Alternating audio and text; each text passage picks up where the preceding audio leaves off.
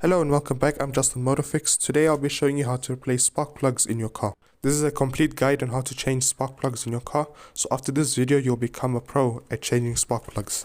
And the tools that we're going to need to do this job is a ratchet, a few extensions, a spark plug socket that has a rubber grommet inside, and each car is different. So this was a 16mm spark plug socket, and this is a 21mm spark plug socket that has a rubber grommet inside of it as well. And a normal socket does not have a rubber grommet, as you can see. The reason why we want a grommet in the socket is that it protects the ceramic insulator. If I take a spark plug socket and put a spark plug inside of that socket, it will not fall, as you can see. And if I use a normal socket, the spark plug just falls out. And you don't want to skip this. If you don't use a spark plug socket, you could crack the ceramic insulator on the spark plug. And then we're going to need a gapping tool, so I'm going to be using a feeler gauge. There's also other types of spark plug gapping tools that are much better than this. However, I couldn't get my hands on any of them. I'll put links down below in the description for the other ones that are better than this one. You're also going to need some silicone paste or dielectric grease and copper antiseize. I'll show you later in the video why you would need those two. You might be asking, what spark plug should I use for my car? Well, you can check your owner's manual. You can also do a Google search. And I'll also leave a link to NGK's website where you can plug in all your car's details and you'll get the recommended spark plug that is for your car. There are copper spark plugs which last from 10 to 30,000 miles. They are the cheapest. And then there are platinum spark plugs which last from 40 to 100,000 miles. And then there's iridium that lasts from 100 to 120,000 miles. Also, I forgot to mention you'll need a screwdriver and a 10mm socket and maybe various other sockets to get access to the spark plugs. So I'm going to take my extension and my 10mm socket and I'll put it on my ratchet. So there's a bolt right there. We'll take our ratchet and we'll break it free. There's one. We'll move over to the other side and there's a second one. And that's the second bolt right there.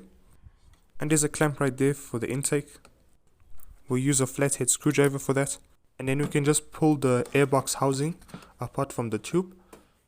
Then we go to the other side and you disconnect this tube from the overflow tank. And this airbox just comes right out. Now you can see the spark plug wires. There are 4 of them in my case because this is a 4-cylinder engine. This car uses a distributor coil. Now before you take out the spark plug wires, you want to use some compressed air and blow out any dirt. And then we can take out the wires, like so. And I suggest you to work at one spark plug at a time. But because I did this job like 50 times on this car, so I know it off by heart. You also want to use some compressed air and blow out any dirt from the spark plug welds. Now to take out the spark plugs, we're going to need an extension and a spark plug socket. I also tape the spark plug socket and the extension together so that the spark plug doesn't stick inside of the spark plug once you put them in. Now we take our ratchet with the socket. You want to break the spark plug free by going counterclockwise. Once you have done a few turns with the ratchet, you can take out the ratchet and unscrew the spark plug with the extension. The reason why we want to do that is to prevent damage to the threads, since this is an aluminum cylinder head like most engines, as the threads could get damaged and that will not be fun. And if the threads are damaged, you're going to have to take out the cylinder head to fix that issue. Once you have taken out the spark plug, we should inspect it. As you can see, the ground electrode has some brown staining, which tells me that it was slightly rich. And the brown staining on the ceramic insulator, funny enough, it's called corona staining. But it's nothing you need to worry about. That does not mean you have a bad spark plug. Also check for cracks on the ceramic insulator, and if they are cracked, replace them. And back to the electrodes, as you can see, the ceramic insulator inside there is brown, and the ground electrode is brown. Now I know there isn't black soot on the spark plugs, and that was the early stages of a rich mixture. You also want to check the gap of your spark plug. The gapping specs for this car is 0.80mm. If you're looking for specific gap specs, do a Google search for your make and model. Or you can comment down below and I'll give you the specs for your specific car. Now you want to slip the tongue between the electrodes. And to know if it's the correct gap or not, it should have some resistance. As you can see, there was no resistance in my case. As you can see here, This one has some resistance, which means that the gap is correct. Now we also want to conduct a resistance test on the spark plug using a multimeter. We want to put the red lead on voltage ohms and milliamps and the black lead on the COM and set it to 20,000 ohms. So we put one of the leads on the center electrode and one on the terminal nut. And when putting it on the electrode, make sure to use the center electrode instead of the ground electrode. If you use it on the ground electrode, you won't get any readings. And if you don't know what the center electrode is, it's the one that's covered in the white insulator. And when we touch the leads on the spark plug, we should get a reading of no more than 5,000 ohms. At least with NGK spark plugs. Oops, I put it on 200,000 ohms. It's supposed to be on 20,000 ohms. Okay, trying again. I'm getting 3,800 ohms on this spark plug. Keep in mind that even though it passes the resistance test, it does not mean that it will fire correctly under combustion. I forgot to mention a few things when testing a spark plug. The first thing is, if you get no value at all, like you just get 1, that means that the spark plug is bad. You also want to put one of the leads on the threads, and on the hexagon, and on the ceramic insulator. And if you get a reading, that means the ceramic insulator has been cracked somewhere, because you can only get a reading from the terminal nut and the center electrode. Otherwise, the spark plug is bad. We also want to conduct a spark plug wire test. So we go to the distributor coil and you pick one of the wires at a time. So I'm picking this wire, and an easy way to take out this wire is by twisting it like so and just by pulling it out like so. So you put one of the leads on one side of the spark plug wire and one on the other side of the wire. By doing this test, it ensures that you have good spark plug wires that will fire correctly under a load. And the resistance reading should not be higher than 8,000 ohms. We also set the multimeter to 20,000 ohms, just like the spark plug. And I'm getting 1,800 ohms, which is good. We also want to twist the wire. And if the resistance reading changes, that means that the spark plug wire is bad. However, in my case, I was using leads instead of alligator clips. The alligator clips will be much easier and much better. So I suggest to use alligator clips instead of leads. As you can see, if I hold it still, the resistance does not change. And you want to do this test on all of the wires that is in your car. I've done that off camera, so that I don't bore you with the same thing. Now when you're installing the spark plug wires, whether you got new ones or you're using the old ones, make sure to put some silicone paste or dielectric grease on the end of the wire. This does 3 things. 1. It makes it easier to be removed. 2. It makes it watertight. And 3. It prevents any of the high voltage escaping from the wire. So we put back the spark plug wire all the way until it clicks. So I have a set of 4 spark plugs because this is a 4-cylinder engine. So I'm going with an NGK LKR7B-9. And this is a copper spark plug. And all spark plugs that are copper are nickel plated because copper is very soft. I could have went with the platinum versions, however they didn't have is the PLKR7A. The spark plugs that I got were made in Japan, which I find is pretty neat because they have better quality control. And now with our new spark plug, we want to check the gap. Even though it comes pre-gapped from the factory, you can usually tell by that protective casing. The gap could get messed up from shipping. So to be on the safe side, we need to check the gap and correct it if necessary. I'm going to use my feeler gauge. The specs for my spark plug should be 0.80 millimeters. And if you're using a feeler gauge, you can add a few tongues together by using mats to get the correct thickness. As you can see, my feeler gauge came with a 0.80 millimeter tongue, which is pretty neat. Now we want to gently slide the gapping tool between the electrodes, especially with platinum and iridium spark plugs. And to know if the gap is correct, there should be some slight resistance when trying to take it out. Now if the gap is too small, you'll have a weak and inconsistent spark. And if the gap is too large, you will have no spark. To increase the gap, I'll use the feeler gauge housing, and I will gently pry the electrode open using the housing of the feeler gauge, or using the other gapping tools, which will be much easier than this. And you want to open the gap in small increments and not large increments like what I'm doing here. Because if you do large increments, the spark plug will be no good. So make sure to make small increments and be gentle when gapping your spark plug. And to make your gap smaller, you want to find a hard surface and you want to push on the electrodes, making sure to make small increments and not large increments to not damage the spark plug. Once you have made small increments in gapping your spark plug, you want to take your feeler gauge or your gapping tool and check your gap. And if the gap is still incorrect, you can re-gap the spark plug once again. As you can see, this is what a large gap looks like when you're sliding your tool. And before you install your new spark plug, you need to make sure that it's the same size. If the spark plug is too long, it will have contact with the piston and it will damage your engine.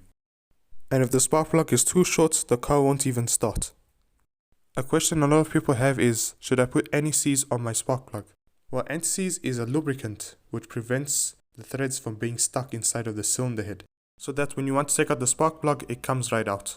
And you want to put a light coat of Antiseize on the threads, and that is very important because if you put a lot, it could drip down and bridge the gap, which will cause a misfire or a no-start situation. But with today's technology, you don't want to put Antiseize on the threads, especially with NGK spark plugs.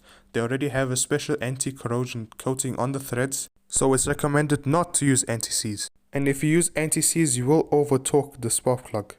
And many brands out there also do not require any Antiseize on the threads. So if you're using a different brand, make sure to ask if they require Antiseize on the threads or not. So we take our dry spark plug and we put it on our spark plug socket, and we screw in the spark plug by hand. Do not use power tools, do not use a ratchet, do not use a wrench. Just use your hands and the spark plug socket with an extension. The reason why we have to do this is to prevent any cross-threading on the spark plug. And if you do that, you're going to have a hard time taking it out, and you most likely would require removing the cylinder head to fix this, as drilling might be needed. And that will be fun. And as you're screwing it in, make sure there is no resistance. If there is, back it out and do it again. And you want to turn it until you can't screw it anymore by hand. Once you have done that, you can proceed to use a ratchet or a torque wrench. It is very important to tighten it properly. If you over torque it, you will damage the threads, and if you under torque it, the spark plug can come shooting out, which will also damage the threads. I'm going to show you a way without using a torque wrench, and that is by turning the ratchet until you can't move it anymore by hand. Then you do a 1/16th of a turn, and you're good to go. As you can see here, the spark plug is now tight. Now we just do a 1/16th of a turn, like so. And you do the same with the rest. I'm not going to show you the rest because it's the same thing and I don't want to bore you with that. And it's very important to tighten it properly because it has a crush washer and it needs to crush so you can have a good seal. However, on some other cars, especially Fords and Chevys, they do not have crush washers because they have a tapered seat on the cylinder head, because tapered seats do not require gaskets. So don't panic if you don't see a crush washer. So now it's time to reinstall the spark plug wires.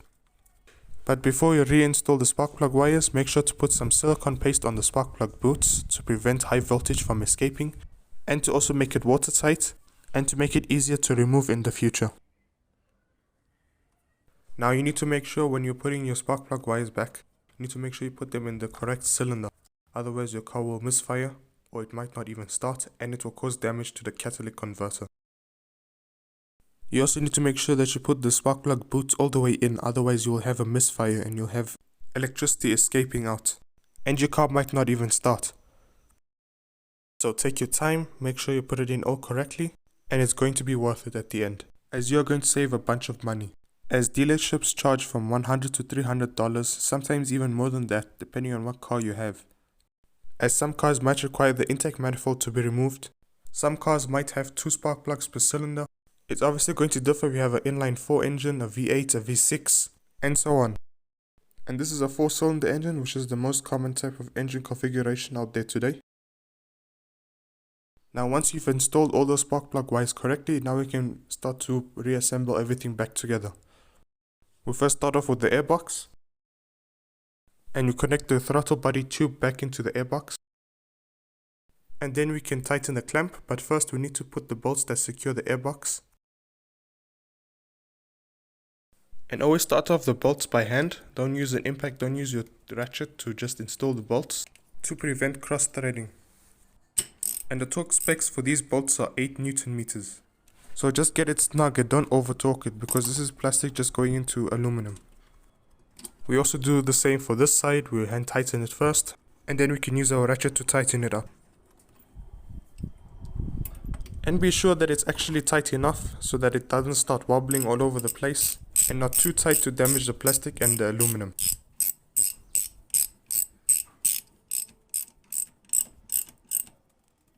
And that's snug. Now we can tighten our clamp. Be sure to tighten it properly, otherwise if you don't, you might have unmetered air or unfiltered air entering in the system, which is not good. And also be sure to not over torque it, otherwise you will damage the plastic, because this is both plastic to plastic and that will break very easily. Now that clamp is tight and it won't move around and it will keep the system sealed. Now we can just put our inlet side of the airbox back to its mounting point and secured with a bolt, which is missing in this car. And now we are done. Now it's time to start the car and make sure that the car is not misfiring and that it's able to start. This actually took me 80 hours to edit this video, so please hit the subscribe button. And if you have any questions or if I left out anything, please let me know in the comments. It's now time to start the car and just prove to you that the car is running and I didn't lie about anything. As you can see, the car is running buttery smooth. There's no misfire, there's no weird noises, it's all good. The engine's running perfectly, there's no issues, as I said, even when revving it up. Thank you guys for watching. If you have any comments, any questions, please let me know down below. Please follow me on Instagram and on TikTok at JustinMotorFix. Please like and share this video for the algorithm. If you didn't like this video, please let me know why in the comments. Thank you for watching.